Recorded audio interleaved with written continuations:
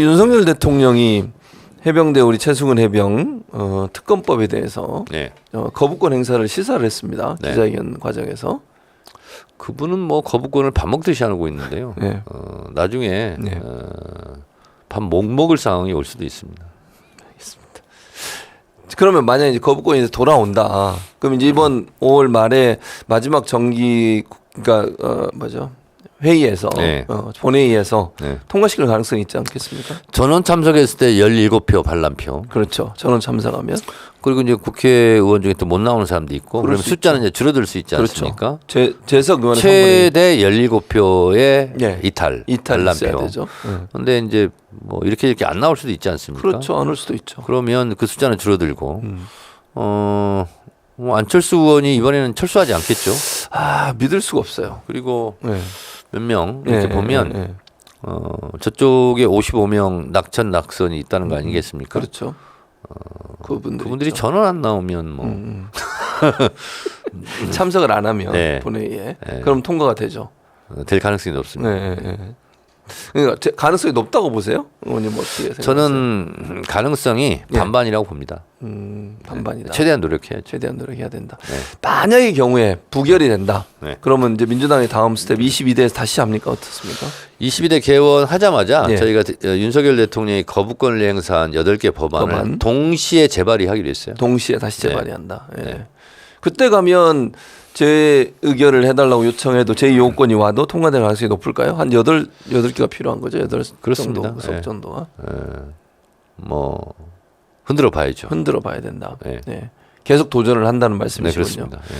이제 대통령의 거부권은 사실은 법률에 보장된 거긴 하지만 상권 분립의 원칙에 따라서 절제돼서 사용돼야 되는 거 아니겠습니까? 그러니까 거부권을 행사하면 할수록 예. 본인 무덤을 스스로 파고 있다는 것을 알아야 될 것 같습니다. 네. 이제 윤석열 정부 22대 국회가 들어서면 예. 상임위 배분하고 국회의장도 이제 뭐 지금 예상대로라면 추미애 그다음에 박찬대 예. 그리고 이제 이재명 대표 이렇게 또 22대도 그렇게 될 가능성은 지금 이제 정청래 의원님 말씀하신 것처럼 도전하고 네. 당선되시면 이제 22대 때도 이제 민주당 대표를 하시게 되는데 그 라인업 어떻게 보세요? 세 명의 라인업. 거기 하나 더 있죠. 뭐 법사위원장. 있습니까? 법사위원장. 네, 딱 사각편대. 법사위원장을 누구가 해야 되죠? 그건 아직 모르겠어요. 혹시 정청래 의원 하시는 거는 생각하고 계시나요? 노코멘트 하겠습니다. 그렇습니다. 지난번에 저는 인상 깊었던 게 이제 과방이 제가 또 관심이 과방이 많으니까 네네. 그 위원장 할 때 모습은 상당히 권성동 의원과의 뭐 얘기라든지 이런 얘기들 상당히 인상 깊었거든요. 위원장으로서. 그거 말고 네. 방송 3법을 통과시켰잖아요. 그러니까 통과시켰죠. 수건사업이었던 거부권이- 20년 동안 못 하고 있었던 그러니까요. 거부권 행사해가지고. 행사하긴 했지만 다시 그럼 합니까? 그건 뭐 다시 해야 되겠죠. 예. 왜냐하면 아까 얘기했잖아요. 거부권 예. 행사했던 거 다시 전부 다 22대 그렇게 되면. 예. 근데 그때도 보면 얼굴 하나 안 바뀌어. 예를 들면 상대방이 화를 내도 본인은 네. 화를 안 내잖아요. 그렇습니다. 네. 그게 화내야 돼요, 위원장으로서. 그게?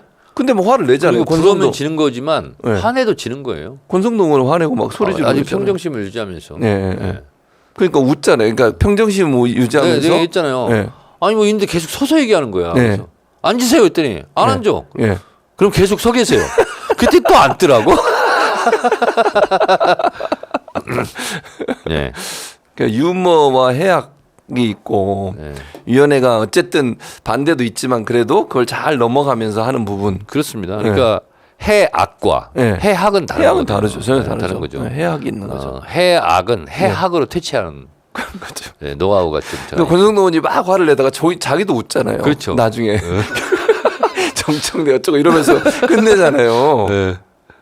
그게 그러니까- 위원장으로서 능력이라고 저는 생각해요. 그러니까 이제 이재명 당대표, 예, 추미애 국회의장 예, 된다면 예, 박찬대 원내대표, 예, 법사위원장 예. 여기에 누가 맡겠습니까? 정청래. 그렇게 함부로 얘기하세요. 여기는 예, 예, 어떻게 보면 예. 제일 중요한 자리일 수도 있어요. 그렇죠. 예. 그리고 마지막. 자고면하지 않고 네, 예, 예. 조중동의 바람을 타면 안 됩니다. 조중동이 뭐라고 하든 예, 그렇죠. 조중동이 뭐 민주당 위해서 민주당 이익을 위해서 전혀 그렇지 않죠. 뭐 한 적이 있습니까? 그런 적 조중동이 엄청 이게 또 이제 공격을 하겠죠. 전문 용어로 찝을 거 아니에요. 근데 거기에 흔들리면 안 돼. 흔들리면 안 돼. 맞습니다. 조중동에 흔들리지 않을 네. 사람이 민주당에도 있죠. 있죠. 누굽니까? 정청래. 그렇게 함부로 얘기하세요. 아니 근데 이제 마지막으로 과방위원장 하셨잖아요. 네네. 근데 지금 이제 방통위가 2명으로 운영되고 있습니다 현재. 네네. 근데 21대에서 아마 민주당에서 추천하는 건 안 할 것 같은데 지금 분위기로 보면. 네. 그러면 이제 7월 8월이면 방문지 바뀌잖아요. 방통위원장을 탄핵해야 됩니다. 먼저. 네. 언제요? 21대, 22대. 근데 이제 방통위원은 탄핵 대상이 아니에요. 네, 방통위원장은 장관급이죠. 장관급이죠. 그럼 한 명 남잖아요. 네, 한 명 남죠. 한 명 남아도 하는지 한번 두고 봐야죠. 하면 어떻게 해요, 그러다가? 못 할 거래요. 근데 그러면 탄핵을 추진한다면 21대 하신다는 거예요? 22대. 22대 들어가서 네. 21대는 그냥 놓고 네. 그리고 한 명만 남겨놓은 상태에서 과연 어떻게 하는지 보고. 그렇습니다. 그래도 추진하면 어떻게 하실까요? 그래서 이제 그러면? 이게 마비될 거예요. 방통위원장. 근데 만약에 한 명이어도 그냥 하면 그다음 그러니까 2명인데 계속 했잖아요. 했죠, 그러면 그것도 계속. 탄핵 사유가 충분히 돼요. 네. 그래서 방통위원장을 탄핵해야 됩니다. 탄핵해야 된다. 네. 그리고 한 명 남아서 네. 이제 마비시키는 게 전략인데 아니 이게 뭐 그걸 마비시킨다기보다는 그런 위법 행위를 하지 못하도록. 못하도록 네. 만든다. 그래서 구성을 다 갖추도록 그렇게 하는 게 이제 필요하겠죠. 그거에 대한 힘을 우리가 써야 됩니다. 그래서 방통위원장은 탄핵 대상이다. 탄핵 대상이다. 그리고 탄핵과 특검 네. 이걸 자주 해야 됩니다. 탄핵 대상이 되면 탄핵해야 됩니다. 누구를 막론하고. 누구를 막론하고. 네. 네. 누구를 막론하고. 예외가 없습니다. 그 예외가 없습니다가 중요하네요. 네. 예외가 없습니다. 그렇습니다. 대상이 되냐 안 되냐. 누구라도 예외 없이. 누구라도 예외 없이 탄핵 대상이 되면 네. 탄핵을 해야 된다. 네. 이런 주장이시고. 네. 그리고 네. 윤석열 정권 하에 검찰을 믿을 수 없기 때문에 예. 필요하면 예. 특검을 계속해야 됩니다. 특검을 계속해야 된다. 네. 네. 특검과 탄핵을 많이 계속해야 된다. 네, 그렇습니다. 이런 주장이시고. 야당은 이제 반발하고 이럴 텐데 그래도 그냥 가야 된다. 야당이 반발합니까? 아 여당이 참 죄송합니다. 여당이 반발할 텐데. 반발은 예. 그냥 제압하고 가야 됩니다. 제압하고 가야 된다. 네. 숫자로 제압하고. 근데 그런 부분이 예전에 국회의장이나 아니면 지금 21대 국회 민주당 의원 일부는 그걸 우려해서 계속 좀 속도 조절해야 된다 이런 얘기가 많이 있었잖아요. 우려는 예. 국민의힘에서나 해야 되고 뭐 비상대책위원장 자체가 황 우려니까요. 우리는 그런 거 우려할 필요가 없습니다. 우려할 필요 없다. 네. 그냥 가면 된다. 가면 됩니다. 국민만 믿고. 그냥 국민만 믿고 예. 뚜벅뚜벅 뚜벅뚜벅. 예, 제가 할 길을 가면 돼요. 그럼 문제가 없다. 네, 이렇게 그렇습니다. 보시는군요. 예. 그리고 예. 항상 이게 보면 중간에 예. 조중동이 흔들면 네. 거기에 또 귀에 솔깃해가지고 맞아. 그럼 팔랑귀가 그런 거 있죠. 돼가지고 예.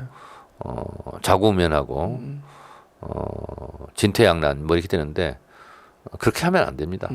그래서 좋을 게 하나도 없고 그게 20년 동안 제가 지켜본 20년 동안 조중동이 흔들면 흔들리고 예. 그리고 있지도 않은 예. 허상인 중도 외연 확장이라는 이름으로 당원과 지지자들을 무시하고 속 터지게 만들고 예. 그래서 조중동에 신경 쓰지 않고 음. 조중동 소리에 놀라지 않고 예. 그리고 중도 외연 확장이라는 허상에 사로잡히지 않고 청래의 뿔처럼 청래의 뿔처럼 가야 됩니다. 가야 된다. 네. 알겠습니다. 제가 조중동에 흔들린 적이 있습니까? 없습니다. 네. 근데 다른 사람이 흔들려서 네. 다른 사람들이 흔들려서 걱정이라는 거죠. 예, 예. 당원들이나 지지자들은 그게 걱정인 겁니다. 네. 정청래 의원은 안 들릴 걸 다 알아요, 사람들이. 예? 근데 문제는 다른 의원들이 문제라는 거죠. 근데 이번에 네. 공천혁명 과정, 총선 승리 과정에서 당원들의 위력을 네. 다 피부로 느끼고 봤죠. 봤기 때문에 네, 맞습니다. 좀 예전과는 다른 국회가 되지 않을까 그런 생각이 들고 제가 최초로 국회의원이 됐던 것이 17대 예. 국회 2004년도 그때는 그 이전에 경선이 없었습니다. 노무현 대통령 때 지역 경선 제도가 도입되면서 개파 보수 정치가 해체되기 시작했어요. 네. 개파에 줄 서야 공천 받으니까 예전에 없어지고 그랬었죠. 네, 삼김 이제 씨. 지역 주민들에게 줄 서는 이런 정치가 됐고 그리고 20년 후 2024년 20년 만에 22대 국회에서는 실제로 당원들이 공천권을 행사하는 그런 공천혁명이 이루어졌죠. 이번에. 그래서 국회도 16대 국회와 17대 국회가 구분이 되거든요. 구태 정치와 네. 그렇지 않은 정치. 마찬가지로 22대와 22대 네. 이전과 이후로 보면 당원이 주인되는 정당, 당원들이 공천권을 하고 안 하고의 차이가 네. 확연하게 드러나는 출발선이 22대 국회이지 않을까 그런 생각을 합니다. 그래서 네. 앞으로도 네. 당원 주권 시대를 여는데 여러 가지 당원 당규도 더 정비하고 진정한 당원이 주인 정당을 만들기 위해서 더 노력하도록 하겠습니다.